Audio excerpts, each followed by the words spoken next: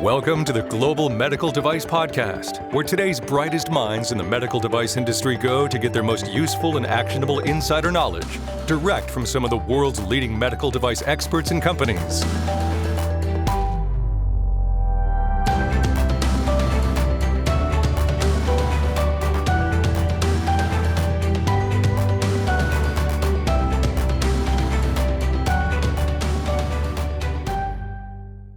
When it comes to bringing a medical device to market, you need more than a generic document management system. You need one designed specifically for you. That's where Greenlight Guru comes in. Purpose-built for the MedTech industry, Greenlight Guru helps you ensure compliance, reduce risk, and achieve faster market access with a quality system tailored to your needs. It's time to leave outdated systems behind and join the best in MedTech. Visit www.greenlight.guru to see how we can transform your approach to quality management. Hey, everyone. Welcome back to the Global Medical Device Podcast. I want to talk about winning over skeptics and some of the keys to product adoption in healthcare when it comes to selling those products directly to the healthcare professionals. And with me today to talk about that is Tiffany Ryder. How are you doing today, Tiffany? Hi, good to be here. Great to have you. Tiffany Ryder is a healthcare advocate and physician assistant with a passion for expanding access to medical care. After transitioning from her role as an NFL cheerleader, she gained extensive experience in rural emergency medicine and now is founder of Red Flag Hero. She champions helping patients become better consumers of healthcare, which I have become pretty passionate about myself. So I know you're passionate about equipping professionals with interacting with healthcare, interacting with MedTech, and so on. And I was looking through your background. You have done so many different things. I didn't know if there's anything you wanted to highlight or call out real quick. I don't know. It's funny. I used to look at my background and I was a little embarrassed at how nonlinear it was. And then now I look at it and I'm like, this is so cool. I've had the opportunity to fail in so many different ways and learn in so many different ways. I think an essential part of my background that doesn't always show, certainly not on my resume, but I almost wish it did, is that I grew up in a rural area of the country in Louisiana and didn't have health insurance or access to healthcare. We were really poor. We lived in a community that was very poor. And I think that that's shaped a lot of my perspective and the way that I look at things in a good way, like knowing what those conversations behind closed doors look like when, perhaps the doctor says you need a medication and there's just, it's more than your rent. Like, how do you have those conversations? And, and then I moved to the DC area and enrolled in college and, tried out for the NFL. Actually tried out for the NFL the first time, 25, 30 pounds overweight.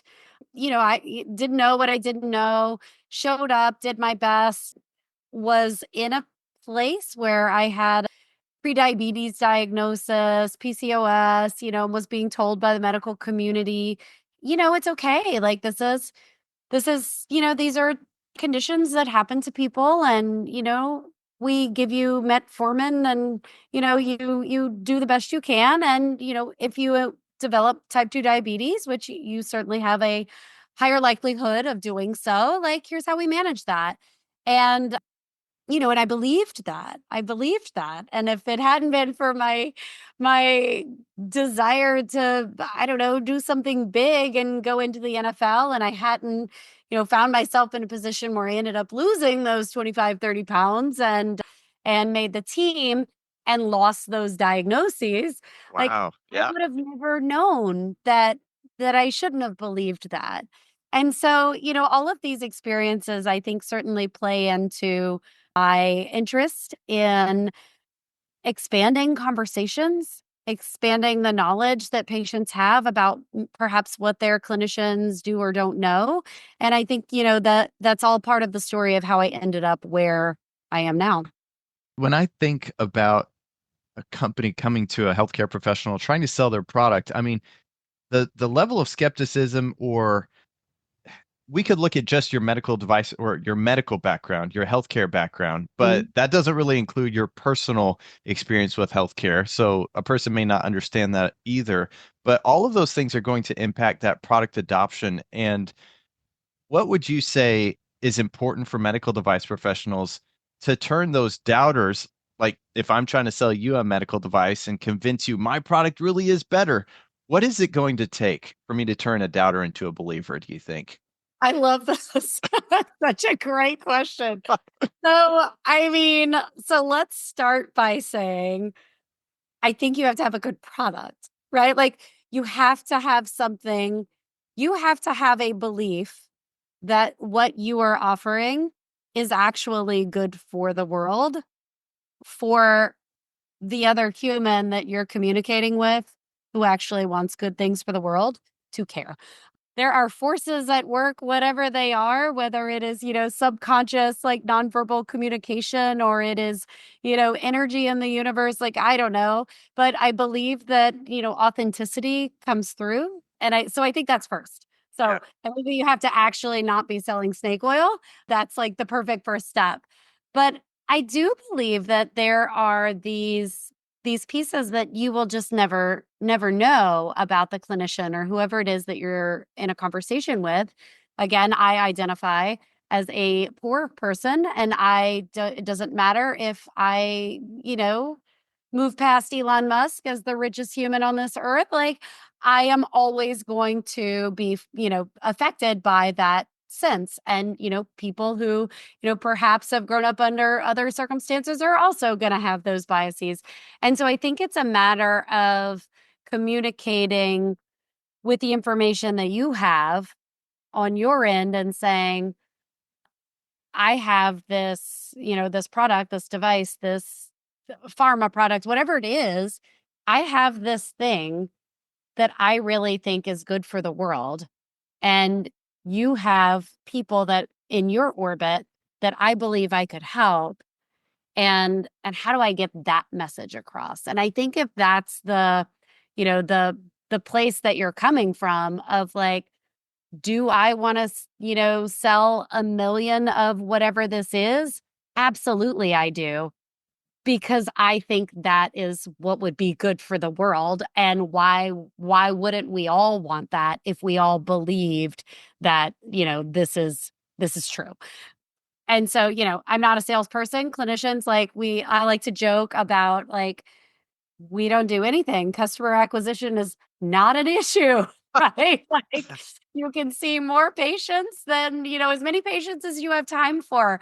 But, I do believe that clinicians, physicians, NPs, PAs, everyone comes into mm, the medical industry. Most of us come into the medical industry because we're not just looking for an easy job. We're not just looking for status to be able to say that we have a respectable place in this world. Yes, we need to, pay our rent. And yes, we, would like to do work that we find interesting. But I think that underlying all of that, there are easier ways to make money than practicing medicine. There are certainly ways that, require less emotional investment and time investment and delayed gratification for training and all of this.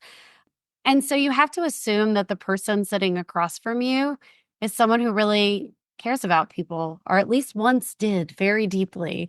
And I think Where the that system broke them. right. Like I think that is the base assumption.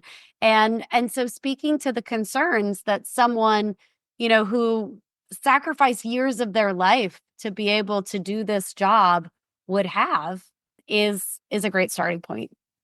What's interesting to me about that is I think a lot of founders, when I talk to company and founders who are starting medical device companies, a lot of times they are starting it because a family member experienced something or someone they close to them experienced something. For example, one man I know started a company called Allergy. He wanted a non-invasive continuous glucose monitor because he just didn't know there was an option out there, and his wife had a diabetic issue. And so he started this non-invasive continuous glucose monitor. But I think that gets lost somewhere along the way when the company grows and other people are other people are positioning the product to a Mhm, healthcare provider or whoever may be the purchaser of that product. And they may mhm. forget the initial stories that this saved someone's life or he dedicated his life to save his wife or whatever the case may be. And so when you are interacting, because you interact probably with hundreds of medical devices Mm, on a daily basis, some sure. of those just because you've always used those, maybe others that have entered your workflow as a newer product. I'm curious, are there any you just love because these are just great products, or are most of them in your world because they've always been in your world? That's an interesting question and something I'm not sure that I've thought about previously. And I think, my off the cuff answer would be most products you use because they are what is in the environment and they are what you know. I can absolutely say that on a regular basis, I encounter random things that seem really cool, but I'm not gonna use them because they're not part of my workflow. I definitely think that the conditions in which most of us are practicing is really important for any salesperson to consider. The idea that you show up to work and you are expected to be prepared to deal with whatever happens when you walk into the room, and not just in the emergency department, right? People show up to primary care or to surgeries not having read all of the medical textbooks. Patients show up as they are, and you're expected to be able to pivot and improvise and make smart choices on the fly. And I think that with that comes a certain degree of time pressure of, wanting to spend every moment that you have in the clinic or in the hospital doing your highest impact work, which is generally not learning a whole new system or a whole new device or a way to do things. So, if I am going to spend my precious time, either the time that I really should be spending at home with my family or, sleeping, for example, right? If I'm going to finish a 12-hour shift and I'm going to say, oh, what's important? It's learning how to use this new gadget that we have. Like, I need a really compelling reason to Yeah. be willing to do that. And I think that is the space where, a medical device can make a difference. If you can explain to me how this is going to either change my life as a clinician, like while I'm on shift, and allow me to, either save time, right? Or produce more effective outcomes for my patients, or, whatever, be more comfortable, like go home without, my back aching, or, whatever the question is, right? What you're doing that benefits my life and makes my life better allows me to function more effectively and serve the people that I really care about, which are the patients sitting in front of me. Or if you can deliver a better outcome for those humans that I care deeply about, now I'm listening. Now I'm at least open. I'm not saying yes, but I'm at least open to the conversation. And believe it or not, the people whose job is to convince me to care about their device, they don't always approach it that way, right? Yeah. And so I think like starting at that point, like why should I care is definitely essential. You told me a few stories, and so I don't know if you have one that you'd care to share, but you told me a few stories when we were kind of preparing for this about Yeah. people who have pitched things to you, whether it's new processes or new products. Anything Yep. come to mind that you, because I love hearing the actual, this is how it happened, this is what I was wearing, all of those details. Yeah, I mean, I could tell a couple of stories. Certainly, one that comes to mind is, well, this is not so much a story other than, just an example of really cool things that are in the hospital that we paid tens of thousands of dollars for that aren't used. Like things like we have this fancy medical device that is essentially a vein finder, right? So it's a light. I have no idea how it works. Don't pay a lot of attention to it, right? Because it sits in the closet. But, we have patients on a regular basis who, for whatever reason, are difficult to get vascular access for or to. Yeah. And, we do a lot of things. There's ultrasound guided access. There's all sorts of ways to approach this particular problem. But one of the solutions that someone pitched at some point was this finder, this device, and it shines the light, and it's really cool. You shine it on the area where you're looking for this vascular access, and you can see the vasculature. Like it's almost like a little roadmap, and it Yeah. allows you to see through the skin. Like, how cool. Do you want a device where you can see through the skin? Like, yes, I do. And that device sits in the closet 98% of the time. I personally have never pulled it out of the closet to use it because I haven't been convinced why this is worth my time pulling it out of the closet and learning how to use it and then, doing the things. And on that note, we had some sales representatives who had come in, and apparently as part of the contract, the hospital was going to be using, different IV equipment, like different needles, different access equipment, for lack of a better word. They were going to be sourcing it differently. And, these pieces required a different approach when you were trying to, establish an IV in a patient. And most of the time, the nurses establish the IV access, and we show up and we say, "Oh, this is great. That IV access I ordered is here." And really, the only time that I am involved in getting access is when it's really difficult. And then they say, "Hey, we weren't able to do this. The team isn't available to come down and help us. Like, can you maybe come do this, ultrasound guided IV placement or something?" And anyway, so I come to work, I walk through the waiting room as I'm walking to my station. I sit down at my computer, and there are these two very nicely dressed young people, and I say, they want something from me. Like, this is my first impression is like, oh God, like, what do these people want? I've got, 20 patients that I need to see. I'm in my scrubs. My whole team is like in scrubs because that's the Yep. appropriate gear.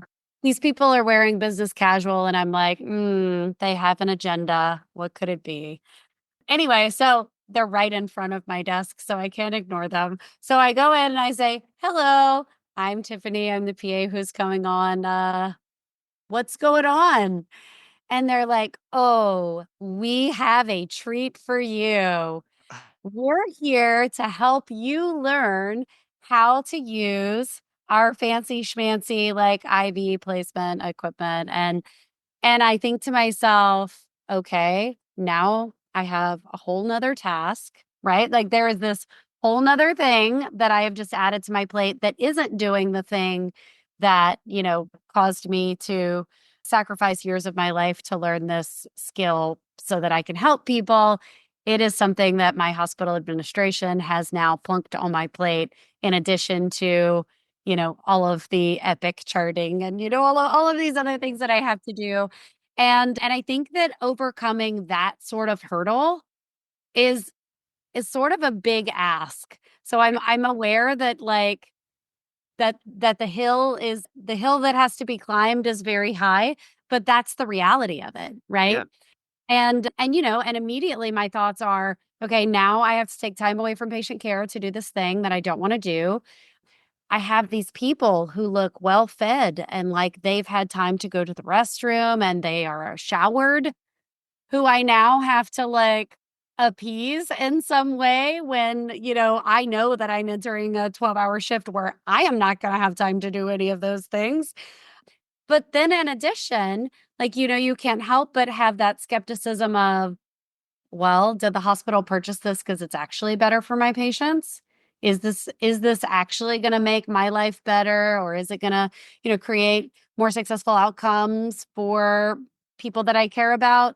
Or is this some sort of like arrangement that was better for someone's stock portfolio or what have you? And I'm not like, this Yeah. is not No, it's insider knowledge. Like, I have no idea, but I have a healthy skepticism of conflicts, and these are my thoughts. And so I think it's a rough job for people out there trying to make this yeah. happen. Is it just cheaper? Are you just trying to save some money?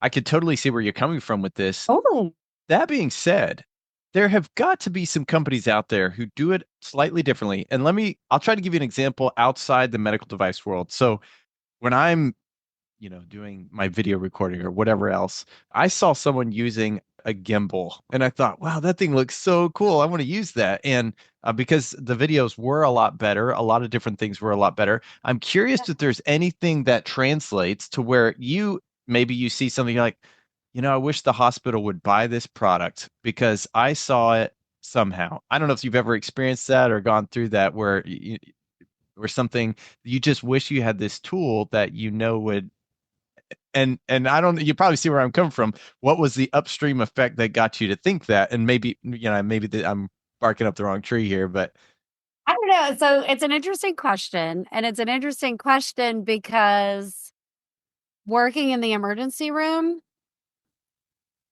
no one that I know, I'm not like the emergency yeah, room guru expert who knows everything about everyone, but no one that I know who goes to work in the emergency room does so without like a backpack or a locker or a whatever. We are notorious for being like, we don't actually care what the hospital provides. This is the thing that I need to yeah, do my job effectively. And, for me, one of the things that I have to have is a headlamp. I have like like a rechargeable LED, like, $150 headlamp for hunters. I'm yeah, pretty sure the camouflage band like has had to be replaced like at least twice because this is what I need to do my job because I really need to see well when I'm suturing. The hospital, lights, sometimes they work, sometimes they don't, sometimes whatever.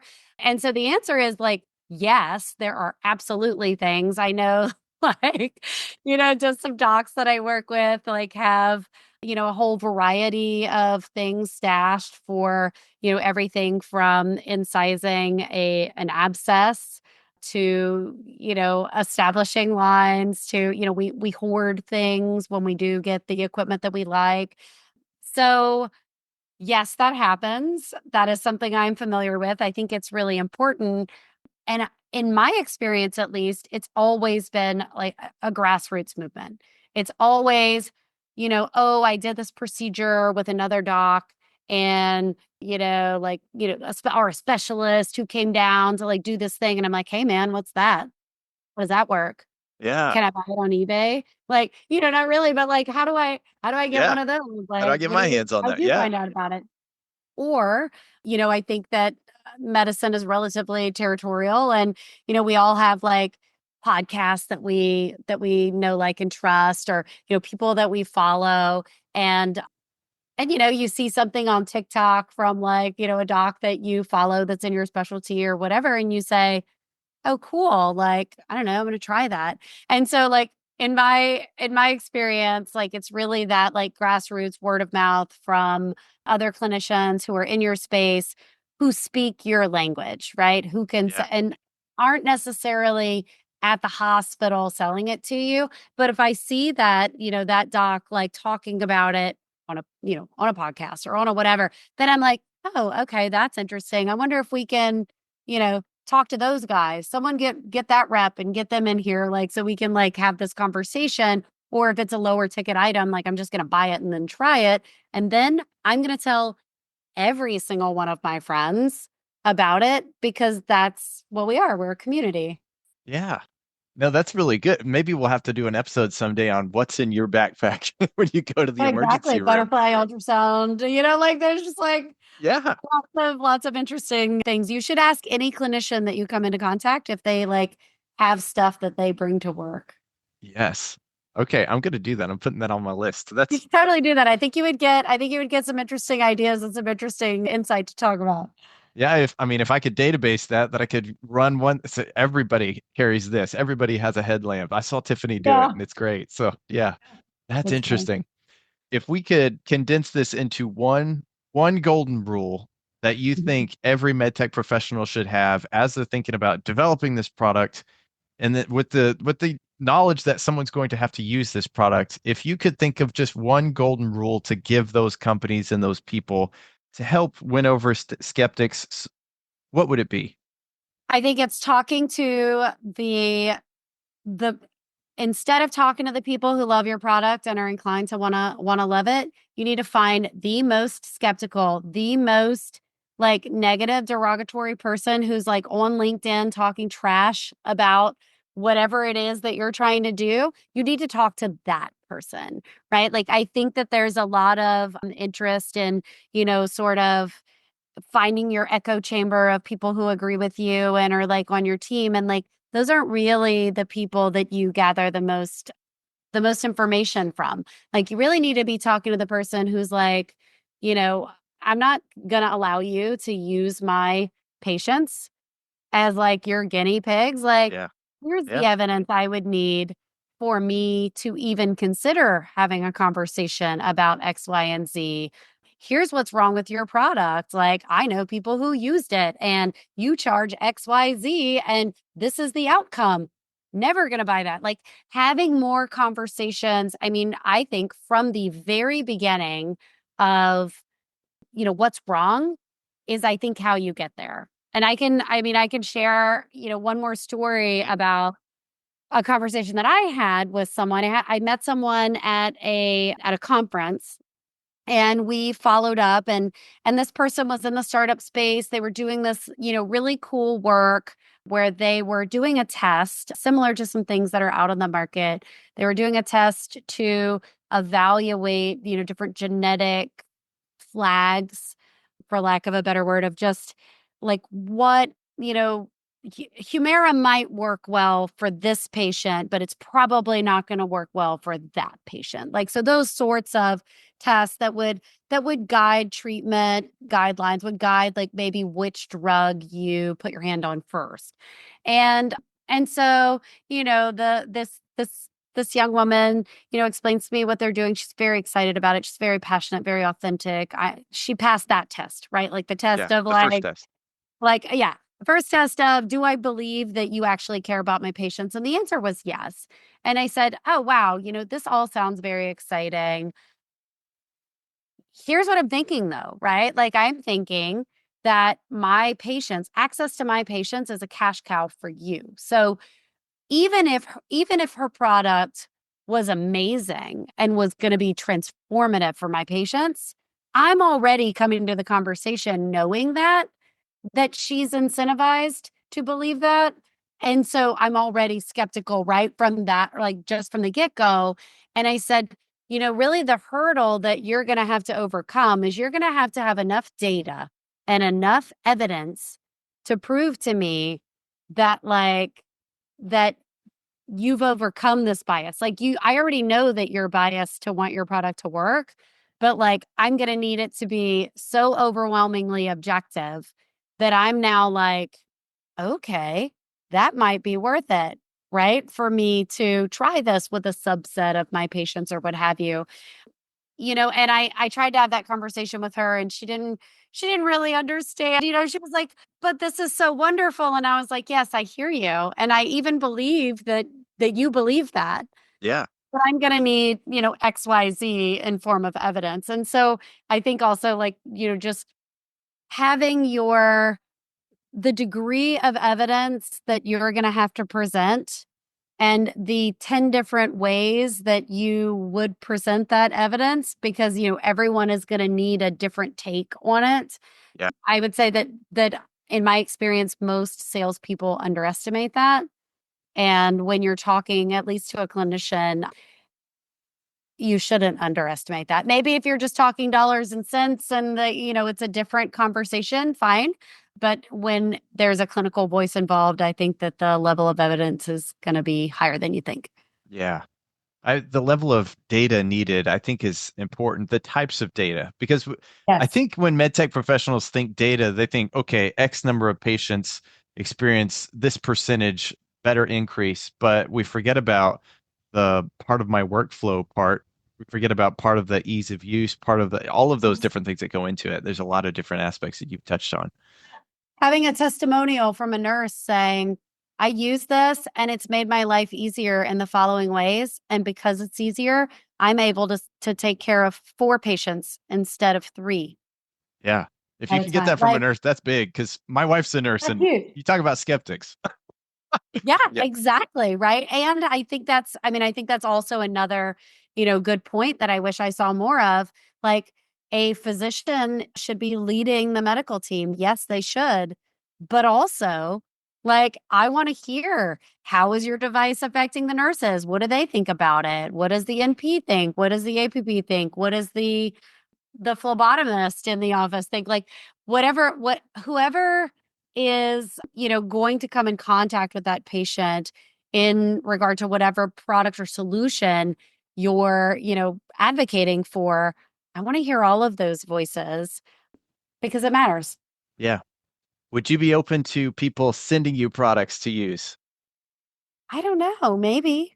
Depends, right? Like, if it's A new headlamp, that sort of thing. Maybe. I don't yeah. know. Just I yeah. mean, and that's how it is, right? Exactly. Like, if you're gonna send me, like, something that's, like, a different version of something I use every day and that I think is valuable, like, heck yeah, man. Like, right? Like, I'll Yeah. try this thing. Is this cool? I don't know.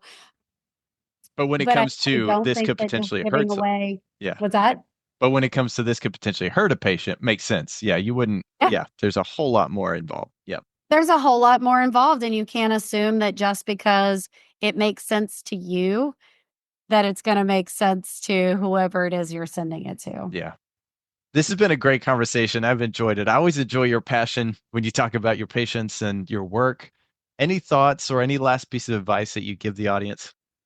As a shameless advocate for, patient information, I would say, my big thing to leave would be, when you have a device, when you have an offering or a solution that the patient needs to understand how it works. I know you and I talked about, pacemakers, like if you're inserting a device into a patient's body, also, don't underestimate what those patients need to know, how those patients need to interact with clinicians and the medical system to be able to get the best use from whatever it is. So I think that, the education component is something that absolutely cannot and should not be neglected, from patients all the way through the medical team up to the physician. Yeah. I think that's good. That's powerful. Thank you so much, Tiffany. I appreciate it. Those of you who are listening, really appreciate you listening, and we will see you all next time. Everybody take care. Thank you so much for listening. If you enjoyed this episode, can I ask a special favor from you? Can you leave us a review on iTunes? I know most of us have never done that before, but if you're listening on the phone, look at the iTunes app, scroll down to the bottom where it says leave a review. It's actually really easy. Same thing with the computer. Just look for that leave a review button. This helps others find us and it lets us know how we're doing. Also, I'd personally love to hear from you on LinkedIn. Reach out to me. I read and respond to every message because hearing your feedback is the only way I'm going to get better. Thanks again for listening, and we'll see you next time.